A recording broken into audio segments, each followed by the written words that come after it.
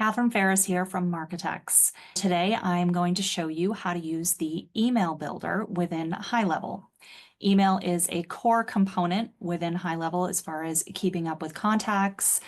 We utilize it in lead generation, we utilize it in follow-ups, we utilize it for current clients. It's really just a core piece of every part of the system, even appointment setting. So it's important to know how to use the email builder effectively, and there's a couple tips that I want to show you. So let's take a look. All right, here we are inside High Level, or our version called Marketecs Engine. And from the side menu, we're going to go to Marketing, and then we're in Emails. Within Emails, you have Statistics, Campaigns, which are one-off email campaigns or newsletters, and then you have Templates. Templates are going to be the messages that you can use within your workflows. A majority of our emails are built within templates versus campaigns. A lot of what we're building is usually around automation, and it's usually around lead generation, so that's where the templates come in. From this area, you can create folders. So if you have different lead magnet campaigns going on, or different launches, or different products that have automated follow-up, you would create a folder for each one. So you would have a product folder. Then you would be able to put emails within that product folder and keep them all very tidy. I also recommend that when you're building out a series of emails that you label them very clearly and sequentially, that you have some naming conventions such as ABC product email 1, ABC product email 2. You may have a different set of series of emails around that. So next, within the folder, we're going to create an actual email. There is plain text editors, code editors, and design. And I'm going to select the design because I do like the visual drag and drop. I do find that pretty easy, and it brings in all my pre-saved branding and all the elements. Plus, it allows me to save and reuse some elements. So the standard template when you come in is bare bones. There's nothing really here, right? When you hover, you will notice some different pieces. So you have the entire row, and then you have elements within each row. And on any one of these, when you hover over, you'll see that you can move them by dragging and dropping. You can go up and down, duplicate. You can look at them on two different screen sizes. You can look at mobile or desktop. You can save this element for use later in other emails as well, or you can delete it. And pretty much the same holds true for each. The rows and the elements are all very similar. You do have some conditional items on specific elements as well. All right, so if I click on one of these, you're going to notice that my left-hand panel changes where I can actually make some edits here. So right now I had clicked on the row and it's showing me that I have one full width. I can change it to 2, 3, pretty quickly, pretty easily on that column layout piece. I can adjust the padding. So I could make this very large up top without just adding a bunch of spaces. I can turn the padding off completely. I can change the border color. I can make it one of my default colors here. And then I would also need to change the border thickness in order for you to actually see it. You've got radius here if you don't want sharp corners. You can make them rounded. You can make the content full width or boxed. And then you have the background color as well, which I can also change. I could add an image or a pattern to the background. And the next option down here is stackable or non-stackable, and we'll get to that in a minute. We deal a lot with that in the email signatures. So that's the setting on the column. Then we have settings on the individual elements. So on the individual elements, sometimes you have a little less as far as settings go, but yes, we have background color.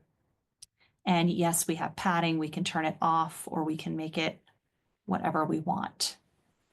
Also, because I'm in a text box at the moment, this particular item is a text item, you get what looks like basically all the same settings you would in, say, a Microsoft Word document, where you can switch and you see my brand fonts show up right up at top. So I can switch to brand fonts, I can switch to different styles, sizes, I can change my font color, all pretty easily. All right, so one of the other things I didn't mention and when I was over here on the column layout was visibility. You actually can turn whole sections or individual items off on individual screen sizes. You can use conditions to say that if somebody has, say, a certain tag on their contact record, do not or do show them this field. And that's actually a newer feature that can be really helpful when you're creating email messages. If you want to add a special message to anyone who, say, is a current client versus a non-client, you could do that either through an automation with a conditional statement and make two different emails, one for clients, one for non-clients, or you could do something like this conditional sending option, where if they're a client, you simply change what they can see and what they can't see. I think the trickiest part of that is remembering that you have that turned on and how you have that set up. So there is a way to add comments within your workflows. If you're using things like conditional visibility, I might add comments in your workflows just to remind yourself to go and double check those things. All right, so we went over a little bit of the settings with all the different elements here, but let's see if we want to add a new element. So I want to add a whole new column. And within that, I want to add my logo. I want my logo to be up at the top. So these are just drag and drop. I can put the content wherever I want, go back to my brand boards that I just created in the last video. Now with an image, so these were text blocks that we were looking at before. Now we're looking at an image. When I click this, again, I have the option to edit it. So I can go get a different image. I can delete it. I can put in a specific URL. So this is the URL that's pulling up this actual image in comparison to this is a link. If you want them to actually click on a link and go somewhere from this image, you would do it here. The alt text is good for SEO, which in emails you may or may not care as much about as you do as, say, on a website, but it can still help if somebody has bots reading their emails or anything like that, that they would know what this is. Or it can help in the case of accessibility. You can set the width and height manually here. I got it at 500 there. If I take it down to 50, you'll notice if you only set one, the whole ratio stays like it's supposed to be. You can set both and pull it way out of whack. We can change the block color similarly to what we've done with the other ones. And then we have alignments. We can take it left, center, right, or full, and then that takes off my width parameter. Again, we have padding options here. We can make it larger, make it smaller, take it off altogether. And then if you look here, you have desktop, which is going to look exactly like my builder, and then mobile visibility options. So you can see the difference between just what it's going to look like on desktop versus mobile, which is very minimal difference here. Again, we have visibility options as well for this image. Some of our other editing options across the top here, you can manage your elements in this drop-down list if you find this easier. And if you have hidden elements, this would be helpful for you to be able to find those hidden elements. As you can see, we could turn things off and then we wouldn't know they were here except for in this Manage Elements section. Appearance is also where you can actually set your templated details, so you don't have to keep changing everything on every block that you drop in. This is where you can fix some of those things for all of it at once. Maybe we want this email to be a little bit wider. We want all of our buttons when we drop them in to be that copper color instead of the default blue. We want our fonts to automatically be our brand fonts instead of having to change them on every block that we drop in. Divider colors, again, that's another one that default in here as pink, and I'm not sure that's everybody's brand color. And then you have some mobile formatting, different heading styles. You can set your link colors, and there is some additional typography settings down here. So there is a lot of different things that you can set as far as appearance so that you can make things a little bit easier every time you come in to recreate this email. Now, saved items. We don't have any saved items in here yet, and I mentioned that you can save items for reuse. So let's say I get my logo absolutely perfect and I want it this way on the top of every email that I ever send. I can save this as an element, and it's going to show up over here in my saved items. And you might want to rename it. And now anytime I want, I can drop that in and add it to any email. It will be in other emails as well as just a saved element. Now I dropped it in the wrong place, so I'm going to use the little trash can to delete that item. All right, so let's take a look back at what else we can add to our emails. In our appearance section, I talked about dividers. These can be very helpful to break up sections, and I did set my divider defaults to that gray color instead of the pink that it was before. Now I can change the height, the width, I can make it dotted or dashed if I want to, and again, all my padding settings as well. One of the other things I'm going to do is get rid of this border. Really not a big fan of looking at that. Okay, so even though the color is there, I set the thickness to 0 so it looks like the border is completely gone because it is. All right, now on this divider, and again, you see me just clicking around on the different elements and able to change the settings on these. So I'm going to change this to a 50% width, and I like the color at this, and I think I'm happy with the padding. And the height looks good, so I think I'm happy with that element. Now I'm going to go see what else I can add to my email. I can add my social media icons. So again, I'm going to drag and drop, and this opens up all the default logos, and you can change your styles here. You can make it with text or without, or just text, just through the drop down. And there is additional edits. One of the things you're going to want to do here is you have to actually put your URL in for each of these social media accounts. You have to put your Facebook URL in, your Instagram, your X, by clicking the pencil, entering the URL. So when we talk about URLs in the email builder, one of the things that it brings up is the idea of trigger links. Anytime you see these little tags, you can click on them and you will notice there's some options of what you can put in whenever you see one of these little tags. If you go down to the bottom, there are trigger links. You have to preset these before you get to this point. So if you had a trigger link that was, say, your Facebook URL, you could put that in and it looks like a little piece of code. This piece of code, there is now a place in high level where we can go update that link and it will update anywhere that you used this piece of trigger link code. Now, your Facebook URL may not change often, but if you had, say, a Facebook group, that could change. You may update it to a new group next time. And then all you have to do is go and change the link behind this code in the trigger link section. Then that link will change everywhere that you've used that trigger link. So trigger links can be very useful in emails if you have old emails floating out there and you want to make sure your URLs stay up to date. It could be your latest program that you're promoting. It could be just as simple as your privacy page or your scheduling page. Anything that you think you might update in the future, I recommend using a trigger link versus a direct URL. All right, so that is how to add social. You can drop videos directly into your emails. You have the option of putting in a URL from any of these top providers, YouTube, Vimeo, Wistia, Loom. These are all pretty popular, pretty common.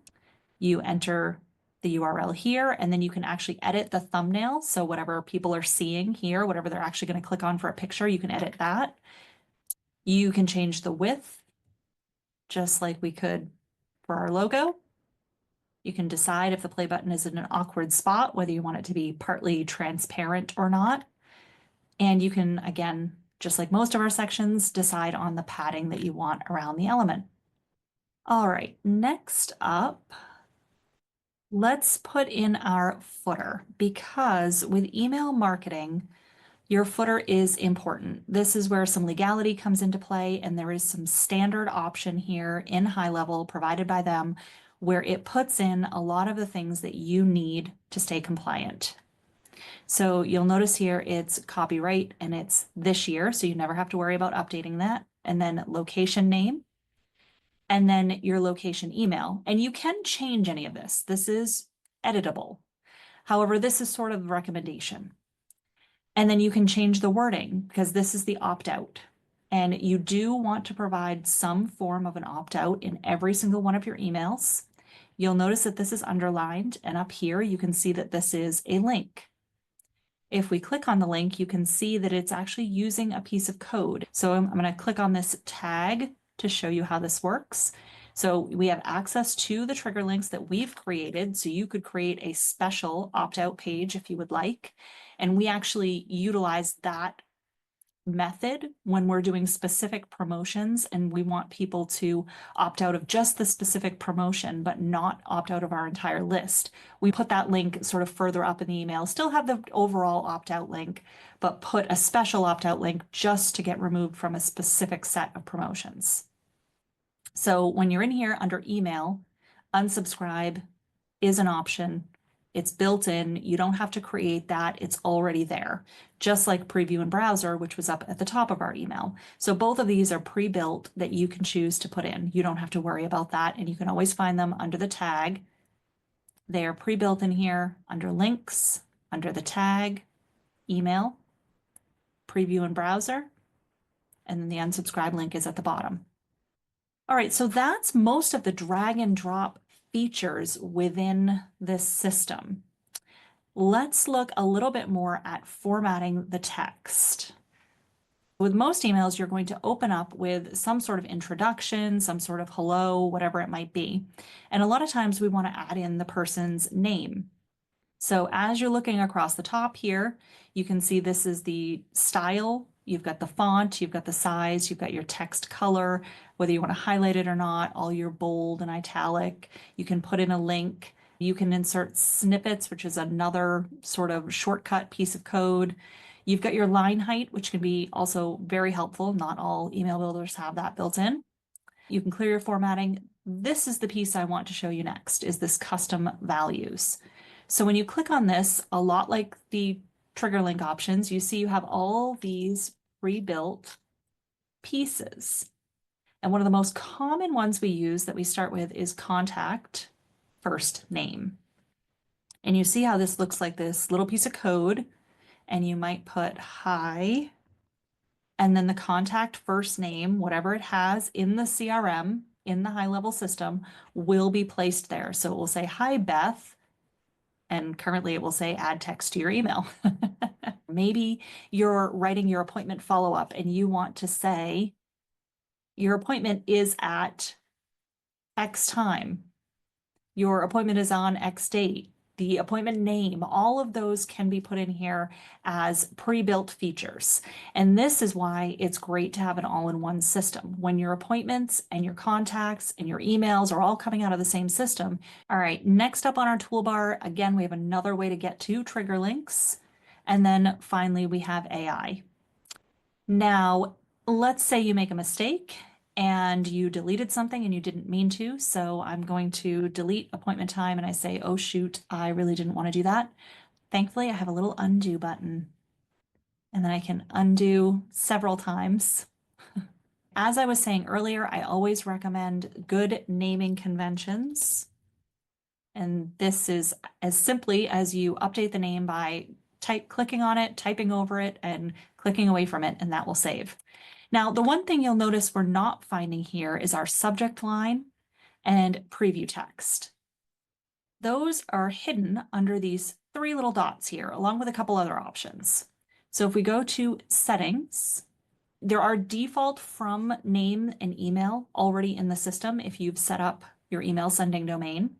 So you do not have to put anything in the from name or from email if you want to keep the default settings. This is where you put in your subject line, and this is where you put in your preview text. So it would say, Beth, just testing when the email gets delivered. And that's how you get the person's name in the subject line. You do want to make sure you hit save here, and then we can save our template. Now, when we go back out, you will notice we have our new product email 1 under these three dots. And whenever you see the three dots or whenever you see the tag, I recommend you click on them and see what you have for options there, because on their own are not going to do anything. They're just going to open other option menus. You can move this to a different folder. You can sync the changes with your workflows. You can clone this and you can preview. And cloning is very, very valuable. Once you have an email template that you like, again, for your newsletter or for a series of emails that are going out, I just created new product email number 1. Well, chances are I'm going to want email number 2 to look pretty similar. So being able to just hit clone and then go in and make updates makes a world of sense. The other thing we did not do when we were in our email was send ourselves a test, which is always recommended. So to get back into the email, I can just click on it. And then from here, back under these 3 little dots was the test email option. And I would just put my email address in here and then click send test email, and you'd be able to see how it looks when it comes through your email client.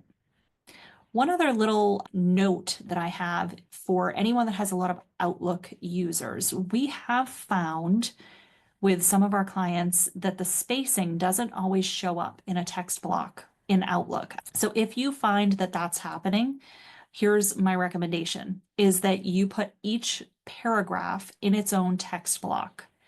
And one of the ways that we simply do that, so you can duplicate this text block and then just remove what you want to remove. So it'll look a little spaced out in here. It might look a little strange in here, but it comes through Outlook much better this way. And I think you can kind of get the gist of what I'm doing here. Just putting every line, or really every paragraph, in this case, each line is its own paragraph, but every paragraph in its own little text box. And then you'll actually have spacing between your paragraphs. And it doesn't look any different on any other email client. It just looks better in Outlook. So that's an Outlook tip for you. I'm going to save my template because I did make some changes. And then I'm going to go back out to my email list. And again, you can see here, I am in the product folder, and you can see my breadcrumbs there. I can go back to home, but I'm currently in the product folder. So that is how you create emails from scratch in High Level using the drag and drop builder. I hope that was helpful. If you're not already a High Level user, I hope you will click the link in the description below to check out Marketecs Engine and contact us if you have any questions. Thanks.